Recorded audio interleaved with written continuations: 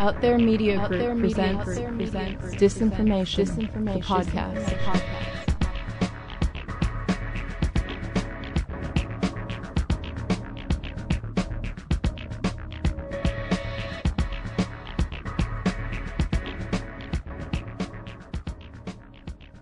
Welcome to another episode of Disinformation, the podcast, brought to you by Audible.com. My name is Raymond Wiley.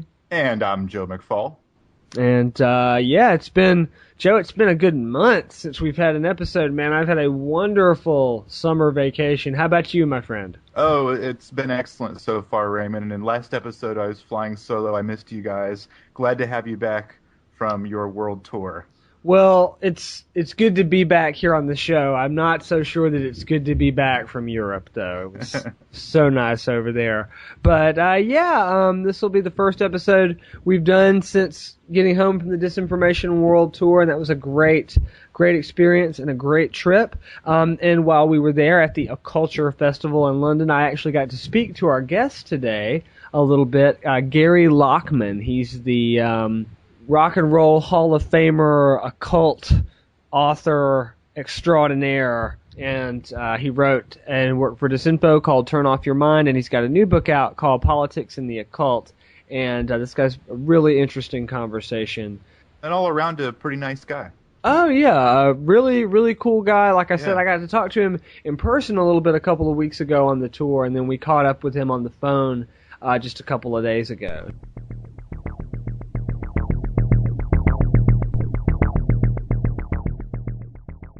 So we're back here on the Disinformation Podcast, and we've got the great honor today of being joined by Gary Lachman. How are you doing today, Gary? I'm all right, doing well. So, Gary, you're joining us on the phone line from England today. You are an author on esoteric and occult topics. Is that correct? Yes, it's true. I'm speaking to you from Camden Town in London. Oh, excellent. We were actually just there on the Disinformation World Tour a couple of weeks ago down at In Spiral Lounge. Probably not too far. It's just down by the canal. I walk past it practically every day. Before we get started and before we talk a little bit about your books, there's sort of an interesting caveat. We talk to authors and filmmakers a lot on this show, but oftentimes they don't have this interesting backstory, this whole other career they had before they became authors. And you are, in fact, the first guest that we have ever interviewed that is a Rock and Roll Hall of Fame member. So can you tell us a little bit about how you went from being a musician to becoming an author on occult topics? Well, first thing I'll say is you should never say that any of your other guests aren't as interesting as other ones, but just letting you know. But I used to be in Blondie ages ago, and I played with Iggy Pop, and I had my own band called The No for a while. This is back in the mid-late 70s, early 80s, and all during that time I was always interested in the sorts of things I write about, consciousness and paranormal and mysticism and the occult and magic and so on. And in fact, it was during that time that I first became very much interested in these sorts of things. I mean, I was a teenager. I mean, I grew up I was a kid in the late 60s, and then the early 70s was, first becoming aware of things like Herman Hesse and Castaneda and stuff like that. But when I was first living in New York in 1975 and first playing Blondie and living with Debbie Harry and Chris Stein in this tiny little one-bedroom flat in Little Italy, Chris, he was really into all occult kind of stuff, but in a sort of kitschy kind of, slightly sensationalist sort of way. And he had lots of paraphernalia, and there was always like sort of upside down crosses and crucifixes and all that sort of stuff all over the flat. And but he had a copy of a book by Colin Wilson called The Occult that came out in I think 1971, something like that. And I just took it off the bookshelf and started reading it, and I just found it absolutely fascinating because Wilson's approach to it was. He had come from a background of philosophy and existentialism and European literature, and so he was drawing parallels between material from that world and what he was finding in his exploration of the occult. And it just started me off on all this, and I became very interested in all the people that he talked about, people like Crowley and Gurdjieff and Uspensky and Blavatsky and Rasputin and the Hermetic Order of the Golden Dawn and so on. So all during the years I was playing in Blondie, say 75, 77, and then when I was a musician in my own band and then with Iggy, so until about 82, I was always lugging around with me, books about this sort of thing, along with everything else, philosophy and literature and so on and so on. And I always wanted to write. The first thing I started out doing was writing poetry, and like a lot of people did, and that was what I left home, New Jersey, to go do when I moved to New York, was to become a poet, and I sort of got shanghaied into playing in a rock band, which was just as well, because the poetry was pretty horrible, but it turned into songwriting. But then when I sort of retired at the hoary age of about 26 or 27, I from music, from rock and roll, I basically lived on my royalties for a while, for a couple songs I'd written, and just read. And but it wasn't until many years later that I actually started writing about these sorts of things. I mean, the first writing I did about, published writing came out in 92, and I started doing some book reviews for a bookshop I worked in Los Angeles called the Bodhi Tree Bookstore. It's the sort of biggest metaphysical bookshop west of the Rockies. So it was a long stretch between being a musician and then becoming a writer. I mean, I was an academic I was in an academic career for a while, or at least I went back to university and got a degree in philosophy, and then I thought I was going to teach philosophy for a while, but I didn't follow that route either.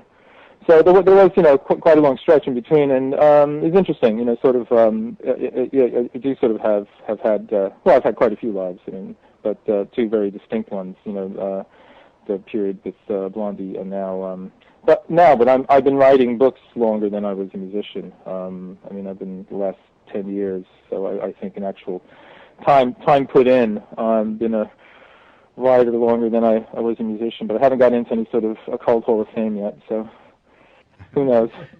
You mentioned that Colin Wilson was sort of your introduction to the occult. You ended up interviewing him for 14 times later on, did you? Oh yeah, no, I've met Colin quite a few times, and we actually became friends. I mean, I went out of my way to meet him because I just became a complete fanatic about his books after reading the Occult and Mysteries, and then the Mind Parasites and Philosopher's Stone, and of course The Outsider. I mean, that had a major influence on me. And in 1983, with a friend of mine, we went on sort of a mini search of the miraculous, going from Los Angeles to Europe, and we came to England and France and Amsterdam, Holland for a while, and went to different sort of sites, Glastonbury and Avery and Stonehenge, and we found Gurdjieff's Priory in the forest in Fontainebleau and things of that sort. But at one point on the trip, I went off by myself down to Cornwall, where Colin Wilson lives and has lived since the late 50s, and just kind of planted myself at his place, and turned up, and he very kindly and generously invited me in, and I stayed there, and we had and started an acquaintance, and I corresponded with him, and I've written quite a bit about his work. I think he's one of the most important, thrilling writers, still working too. He's still at it. So yes, I've kept in touch, and I've interviewed him a few times, and I reviewed quite a few of his books for some of the dailies here. So yeah, there's a strong connection with the Wilson. So your most recent book is Politics and the Occult, the Left, the Right, and the Radically Unseen. And we've been going through this book in the past couple of weeks, and we found that it presents a great overview of the progress of the Western esoteric tradition over the past, say, 400, 500 years. Do you want to talk to us a little bit about this book and, sort of maybe introduce our audience to this idea of the occult tradition in the West? Well, there is what's called the Western inner tradition, or the Western esoteric, or the Hermetic tradition, and it's basically it's kind of I would say it's kind of a counterculture to mainstream Western intellectual tradition, although it's only been a counterculture for the last few centuries, because for the longer stretch of time it was a widely accepted body of writing and knowledge and study. having to do with the unseen. The occult means that it's occluded. It's not seen. It's not necessarily hidden, but it's not something that's readily visible. And its origins are, as most of these things are, shrouded in mystery. So depending on what your sources are, it goes back to the Egyptians. There's a lot of different popular accounts, and some of them are a bit more outrageous than others. But the way I've been writing about it, or the sort of angle I've been taking, is looking at it as this kind of counterculture, or this counter-tradition that started after the rise of science and rationalism and the sort of scientific materialist view that's still the dominant sort of view in the West, well, pretty much the whole world now. And what I say is that after the rise of that, all of this notion about any sort of hidden or invisible, mystical or supernatural, whatever you want to call it, reality became kind of jettisoned. It was abandoned, and it became what the historian Jocelyn Godwin calls rejected knowledge. And some very very famous influential people involved in this, people like Isaac Newton, who we recognize as the father of modern science. Well, he wrote more about alchemy and sort of biblical exegesis than he did about gravity, and many others of similar importance. Brilliant writers like Goethe and other sort of philosophers and so on. We're all sort of steeped in this tradition, and after the rise of science, materialistic science, which there's nothing wrong with science, but there's almost a religion that came out of it, what I call scientism, and it's this ideology that everything in the universe, everything can be explained in terms of sort of reductive scientific, materialist methodology. It has to be able to be measured and, detectable by the senses and so on, the standard thing.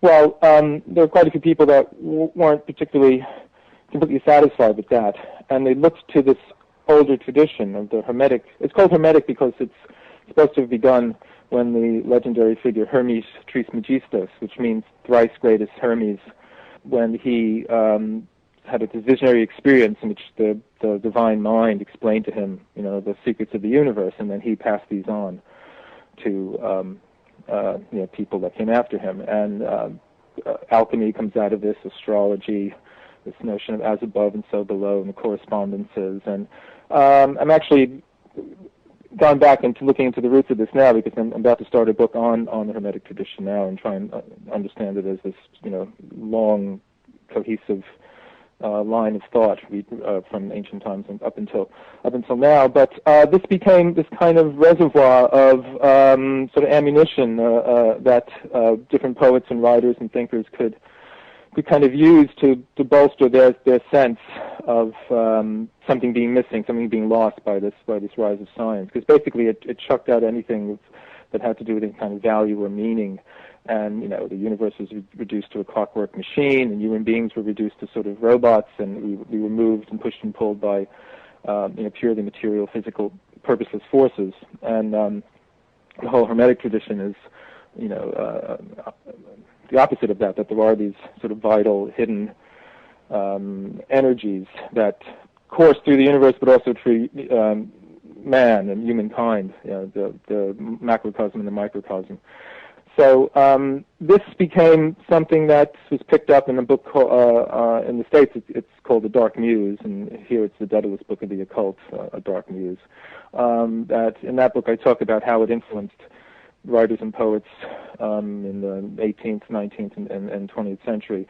You mentioned Turn Off Your Mind earlier, and that was a book about the 1960s, where similarly I look at a more narrow or more highly sort of focused time, the decade of the 1960s, early into the early 70s, when many of these ideas resurfaced and became the kind of guiding light behind the counterculture then. And I think, these ideas have always been very embraced very much by popular culture, or what folk culture. We call it popular culture today, but the folk culture, in opposition, say, to the authorities who are telling people no, the spirits don't exist and things of that sort. I mean, the folk or the people, the popular mind tends to gravitate towards this because, rightly so, because there's some truth in it, and it recognizes it. So that's there's many. I mean, most people that have some vague idea about this Western Hermetic tradition, they know people like Aleister Crowley, who was this wild British magician in the 20th century, and he's mostly known more for his sort of wild lifestyle, excessive. He lived large. He had a supersized life way before McDonald's. He had enormous amounts of drugs and had sex with anything, and this wild, crazy, radical life. And he got picked up in the 60s as this kind of proto-hippie. And then his books were starting to be revived and read again. He wrote a lot about drugs, and Diary of a Drug Fiend is a very popular book, and so on. So I try and take this magical tradition and show that it supports or influences the counterculture, the sort of counter tradition to the standard Western materialist tradition.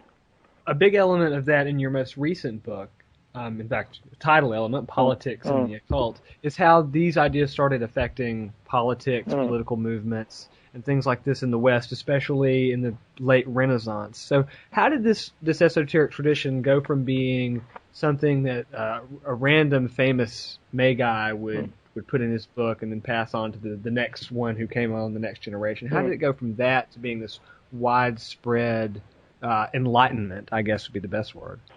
You mentioned the Renaissance. We're taught in school that the Renaissance was the revival of Greek learning in the beginning of the modern, the large picture of the modern period.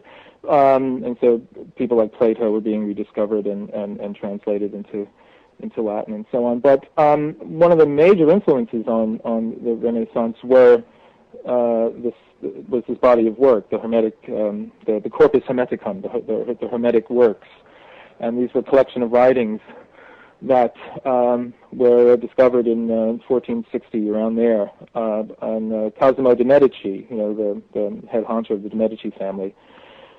He ordered his scribe, a brilliant fellow named Marsilio Ficino, who was in the middle of translating Plato, said, it's like to put Plato down and get to work on these things, translate these things, these works, because they're much more important. I mean, Hermes Trismegistos was, and he was supposed to be the author of these works. He was considered to be a real figure he lived around the same time as Moses, and it was only later that it was just realized that these writings weren't written as far back as that. They date pretty much from the first and second century AD, and they're probably written by different people, and so on and so on. But the original idea was that he was a real teacher, a real philosopher, a real sage, and he wrote these works.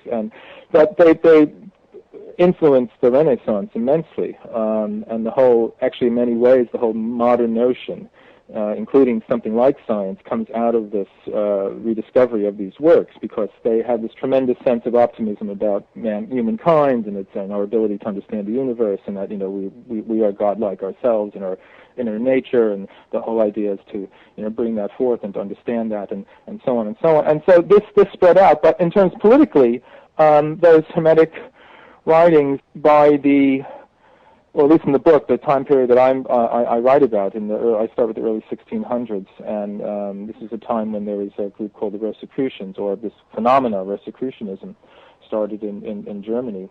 And again, there were these writings that appeared in different towns in Germany announcing this brotherhood, the Brotherhood of the Rosy Cross, and they were sort of they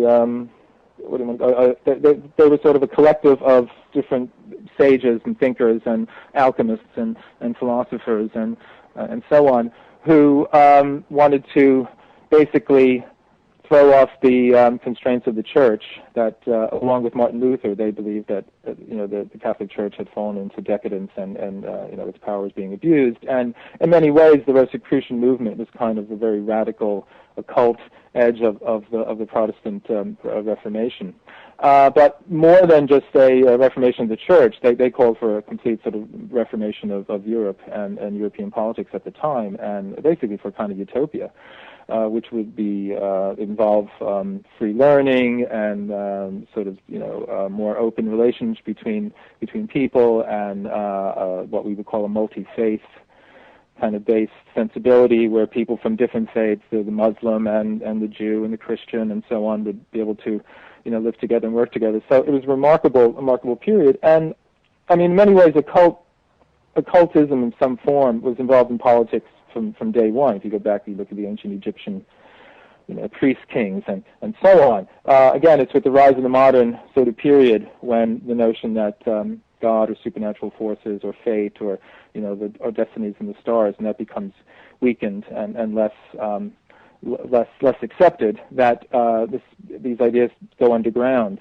But sort of with the beginning of the modern period, they do go underground, and they not only influence, as I said before, literature and thought, they also start to have more of a concrete influence on political movements of the time. So you do have the Rosicrucians announcing, the beginning of this new age and trying to draw people in to get behind their program. And I mean, they were unsuccessful. There was a famous battle of the White Mountain when Frederick V of the Palatinate, I'm remembering which Frederick it was, he was sort of the poster boy for this Rosicrucian movement, and he was disastrously defeated by the Habsburg forces. And so that sort of strain of the sort of political occult utopianism was you can trace it in Freemasonry. You can trace it later on famously in the French Revolution and the American Revolution and so on, even up until the modern time. And the thing is, there's quite a lot is written about this, but it's always from this conspiracy theory sort of sensibility, who is in the Illuminati and that sort of thing. And I'm less interested in that, because actually you don't have to really dig that deeply to see that there is a concrete influence in it there. It's just been sort of ignored or not recognized or not accepted. And you don't have to go into any of these strange conspiracy sort of conundrums, which I find interminable and in many ways sort of a waste of time, because you can see the influence of different forms of occult ideas on different modern political movements. So that's what I try to trace in the book. I mean, there's quite a lot in it. I mean, I packed quite a lot in just to give it an overview. I mean, one of the reasons I wanted to do the book is that most things written about sort of politics and the occult tend to be about the Nazis and how they were into black magic or some form of occultism equals fascism. And something I bring out in the book is that, well, actually there were quite a lot of progressive political occultists as well. The Rosicrucians would fit that bill, I think, and also, later on in, say, the late 19th, early 20th century, you have a variety of different sort of utopian kind of movements that sort of precursor of the 60s counterculture. There was a place in Switzerland called Monte Verita, the Mountain of Truth, that was sort of the original kind of commune where people were into a variety of different progressive ideas at the time, all of which were the same sorts of things that people got into in the 60s and are into now, New Age or whatever it is now. I don't know, post or pre-2012ism, whatever it is. It's the same sort of things. And then you have people like Annie Besant, who was one of the heads of the Theosophical Society following the death of Adam Blavatsky. And she was integral in something like in the Indian liberation movement, to liberate India from being a colony of Great Britain. And so again, there's a progressive notion. She herself was a Fabian and a socialist and all that. So she's only one example. So I wanted to sort of kill that myth that all occult ideas about politics tend to be, fascistic or right-wing, which isn't to say many aren't. They are. Quite a few are. I mean, I bring those out as well. And surprisingly, you find people that a lot of people rightly admire for their work, and then you find out that actually, God, this guy was, he was sort of kind of a fascist fellow traveler, someone like Mircea Eliade, the great writer on shamanism and mysticism and history of religion. I mean, he was involved in right-wing groups in Romania, just, before World War II and then during World War II. So there's quite a few skeletons in quite a few closets, and I open the doors on some of them in the book. One of the things, and you brought this up a little bit, but that sort of struck me about your work, and also I really appreciated about the books that I read, was that you do reject this kind of sensationalism about occult and history. Well, yeah, I mean, one of the things, I don't know if you can do this, but, there's the woo-woo factor whenever you sort of talk about the occult. It's kind of like the X-Files factor, which is great. It's, we love it. I love it for all that. But after a while, I'm reading this stuff for quite some time now, and you think, well, actually, if there's a way to look at it without that sort of atmosphere around it, to try and see it as, in a way, it's like trying to look at sex without getting turned on. You sort of want to be able to sort of see, well, where, in a certain way, objectively, or in a certain dispassionate way. And I loved all those sensational books when I was first reading, like the Spear of Destiny or the Morning Magicians. They're great reads, and but there are many of them are full of holes, and they perpetuate a lot of misinformation. Actually, there's sort of a dichotomy I find between, say, books of that nature, and then there's been, in recent years, at least the time I've lived here in London, there's been an increasing academic acceptance of sort of the occult or the occult tradition as a legitimate area of study. But it turns it into the opposite of sensations. It's kind of boring, dreary, kind of tepid, merely factual kind of account, which in many ways is good. It's good material to draw on, but it sort of, what I mean? It turns it into something that has no sort of life or vitality to it at all. And I'm trying to keep it alive as a body of ideas to see how they've influenced central elements in Western culture, politics, art, music, literature, and so on, and also how they come into ideas on psychology and so on. But not merely as an academic study, to try and keep them alive, because that's what gripped the people who were involved in them. Yeats, the poet W.B. Yeats, who was a member of the Hermetic Order of the Golden Dawn, and one of the greatest English-Irish poets of the 20th century. He was totally into this stuff, and his whole body, he talks about his being gripped by his daemon and all that. So he's not doing it out of some purely historical or academic pursuit. He believes in it, but at the same time, he's a serious student of it and a serious sort of devotee. So what I think I'm trying to do is trying to sort of keep my one foot on either side, trying to do halfway decent historical research, but also try and keep it lively. But yeah, it's difficult. Like when I've talked to some producers, film producers or TV producers about doing a documentary on this kind of thing. And whenever I start to talk about this, they say, yeah, that sounds like a brilliant idea, but people want, the reason anyone's going to want to watch something about the occult is because of the woo-woo factor. It is because of it being spooky and all that. So it's kind of difficult. It's like trying to make a non-sexy porno film or something. I don't know. Yeah, you got to strike a delicate balance there. Yeah, that brings I think us back around to Colin Wilson again, because his works in many ways were very academic. But then he would turn around and say something like, Crowley did what he did because spirits actually exist. That's what he was doing. But he's also, he's also a writer. He's a popular writer, Colin Wilson. It's the difference now. These people in academia, they're writing for other academics, and it's good work. And it's in a way, it's a product of. We talked about the counterculture. There isn't a counterculture anymore. There's all these subcultures, and here in London, there's a very strong pagan subculture, and there's a lot of academics that are pagans, or a lot of pagans that are academics, and they do their thing, and they meet and they talk and they have learned discussions and all that. But it's kind of within that world. Whereas like Wilson's stuff, he was writing for the general sort of public. I'm hoping I'm doing that to some extent. You're absolutely right. And also I think when say some like Colin was writing that, when I was cutting my teeth on this stuff, first reading it in the late 70s, I think there was a more open attitude towards the possibility of paranormal and parapsychology. There were research institutes devoted to parapsychology and so on.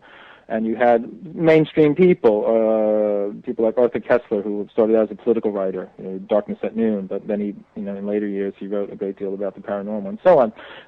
There isn't that sort of atmosphere anymore. I think it's, the mainstream really has rejected, parapsychology and all that as just, it's not science and it's not psychology and it's not really anything. And you've got the Richard Dawkins and those kind of characters. So I think it's a more hard-nosed atmosphere. And also you have the New Age. So there's like these sort of genres and these subcultures, in a way they contain the thing that at an earlier time may have permeated, further into the culture. But it's... Yeah, and that's exactly what I was about to get to with Turn Off Your Mind here, because I looked through, I'm just looking through the contents pages of Turn Off Your Mind there, and it's basically a compendium of all these different influences that the 60s counterculture drew from the occult and different occult elements. And as I look at these, I realize, wait a minute, these are all the things that I was also reading when I was 15 years old in the 1990s. Yeah. Whatever. And it makes me wonder, you're right, as if even though these ideas aren't the mainstream culture, they are affecting all these subcultures throughout the West heavily. I mean, where do you have any idea of what those subcultures look like, where they're headed? Well, you probably have more of an idea than I do. You're younger, and you're in the States and involved, in the cyber world. But I mean, as I say, I know there's a pagan here, there's a Wiccan here, there's a big Crowley community here. I mean, when I saw you and you here in London, I mentioned this bookshop Treadwell's in Covent Garden, and it's a real center where academics and pagans and Crowleyites and other and Wiccans and other devotees of different systems all meet and discuss and hang out and so on, and so it's real lively. And I mean, the internet obviously is something that's allowed this kind of thing to really bloom, because you can have these small communities that are across the globe and so on, and all that stuff. So where it's I don't know. I don't know if there's an it. I think it's. I mean, the impression I get from, say, the 2012 phenomena in the States is that seems to be a broad kind of movement. And again, from what I can gather from some of the websites that sort of focus on 2012 and that sort of complex of ideas, it is like the 60s and early 70s in the sense that it brings sort of spirituality, or maybe not so much occult, but things that are in that general ballpark, together with ideas of social change and a variety of different social and political issues. So it's similar to that. I mean, the 60s was such, to me it was obviously a very important time because I was growing up then. But I still think it has this aura, has a certain myth about it, because it's a real foundation myth time. And you have so many of the modern sort of repackaging of these ancient ideas, really hit the world then, and you had popular culture was huge, and you had a huge system and network and mechanism for spreading popular culture, which earlier times didn't have. Films and TV and music obviously became a major way. I mean, I just finished this a short book about Jung, and one of the things I'd forgotten and I was reminded of was that he was really the one responsible for this notion of the Age of Aquarius. I mean, people had talked about it before. So what I was going to say is Jung was talking about this notion of the Age of Aquarius and the precession of the equinoxes and this New Age on its way, and in the late 40s, or actually in 1940, he first mentions it in a letter to somebody, and then in one of his books in the early 50s, he talks about it, and then he talks about it later in his book on flying saucers.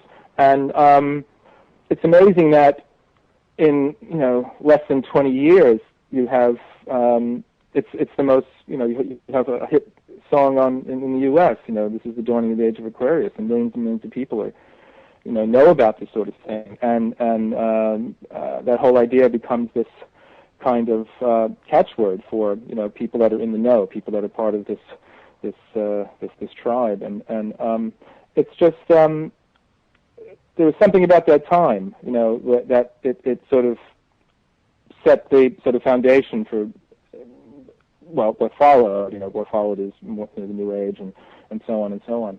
So I'm not surprised that you know, in the 90s, because you have to remember the things that people were reading. I was reading in the 70s or 60s. They also went back. You know, I mean, Gurdjieff. You know, he's from the 20s. Rudolf Steiner from the 20s. Madame Blavatsky, she's from the turn of the century. You know, and these were all people that people were reading about during that time.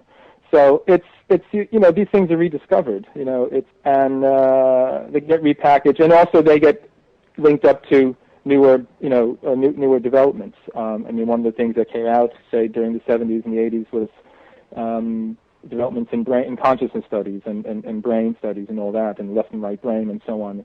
And so, you know, things get added into this matrix of ideas, and they get carried on. And I mean, I don't know. Will there be some sort of wide change in general? You know, some sort of evolution of consciousness where you'll have, you know, sort of the world or a big portion of it transformed into this new type of consciousness. I don't know. I mean, I don't want to hold my breath on that one, but I would think that just by this, you know, this process of the ideas getting into the culture at large, they'll have an effect over time. But you know, you also have, at the same time as they're having a beneficial effect, there's also, as you said, the sensationalism, where there's also a kind of you know, pandering. You know, so I mean, many people. The 2012 phenomenon, which hasn't really taken off over here. Not too many people really think about it as much as I get the impression in the States that it's, you know, for you know, people that are in a particular area in the New Age or something, it's a real sort of, you know, carrying. Well, you guys did that film, so you're aware of it. So, you know.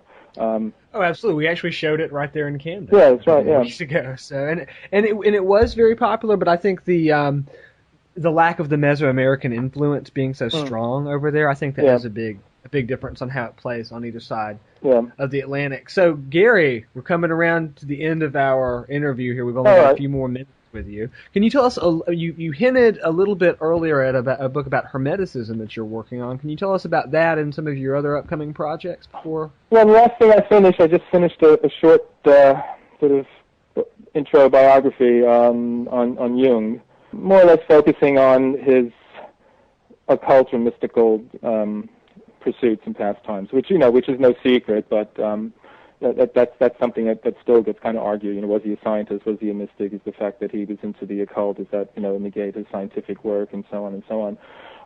So I kind of wrestle with those issues a bit, and I'm just starting research now on a book about Hermeticism, about the teachings that were purported to have been written by this character Hermes Trismegistus, and, you know, way before the flood time, and their continued influence in the West up until today. So you do, you know, Hermes Trismegistus was associated with the Egyptian god Thoth, who is the ibis-headed one, and he's the god of writing and learning, but also the god of magic.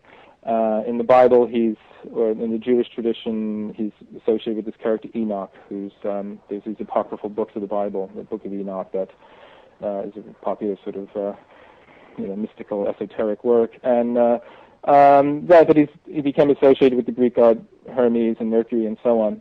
And as I said before, he was considered to be a, you know, real live, you know, person who had these visionary experiences and then taught. In many ways, the Hermetic tradition institutes this sort of teacher-student kind of oral tradition where, you know, the Hermes as a teacher, he passes on the tradition to Tat, his son, and then he'll pass it on to someone else. And there was this notion of what was called the Hermetic chain, which was this sort of link down the ages of these different sages or mystics, philosophers who had you know, the Hermetic insight. And basically, it's this insight of which will sound ridiculously corny. All is one. This kind of universal mind behind everything, and everything is a unity. But out of that, you get this notion of as above, so below, and the macrocosm and the microcosm.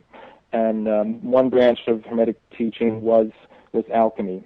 This notion of transmuting the metals, which, you know, in the crude popular sense was this idea of turning lead into gold, but as we all know, that was this sort of metaphor for some spiritual transformation. Not to say that there may not have been some actual physical material transformation as well. There are some practicing alchemists who say, you know, it's not all spiritual, something actually does take place.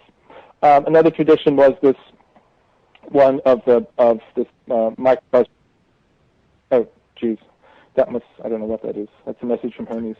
But so that's what I'm working on that. But I did a couple of things. A set of Kenneth Anger's films. I don't know if you know Kenneth Anger, the great Lucifer Rising and Scorpio Rising. Yeah, the experimental filmmaker. I wrote a booklet. So the British Film Institute put out a new set of new prints of his films, and I did a booklet for them. And just working over time. I have an article in a magazine called Enlighten Next, and I have an article called 2013, or What to Do When the Apocalypse Doesn't Arise. Oh, wow. Which is about basically sort of showing that this whole notion of some millennial event is something ingrained in Western psychology, and it's there from the beginning. So it's not surprising that.